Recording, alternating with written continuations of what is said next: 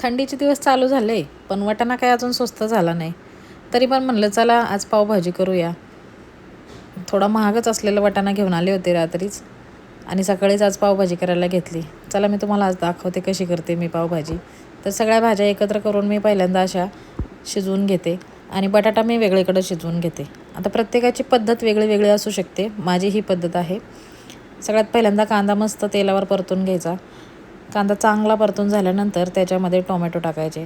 Tomato थोडेसे शिजल्यानंतर त्याच्यामध्ये आलं लसूण आणि हिरवी मिरचीची पेस्ट टाकून मस्त खमंग वास सुटूस तोपर्यंत परतून घ्यायचं. छान परतून झाल्यानंतर मसाले टाकायला सुरुवात करायची. तर मसाल्यांमध्ये बघा मी काय काय टाकलेलं आहे.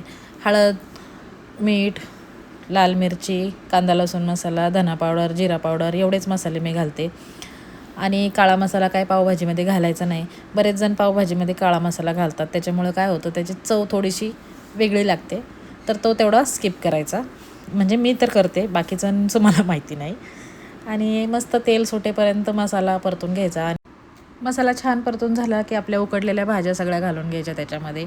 छान परतून घ्यायचं. परतून झाल्यानंतर मी बटाटा घालते.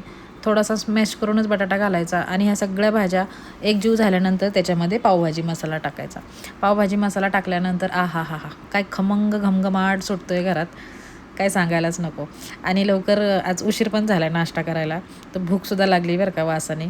तर एका बाजूला पॅन गरम करून घेतला, त्याच्यामध्ये बटर टाकून पाव गरम करायला टाकले आणि दुसऱ्या बाजूला तव्यावर मस्त बटरवर भाजी गरम करून घ्यायची. मस्त मऊ स्मॅश करून घ्यायची. आणि नाश्ता करायचा असल्यावर चहा तर लागतंच की नाही, हे तर तुम्हाला सगळ्यांनाच माहिती आहे.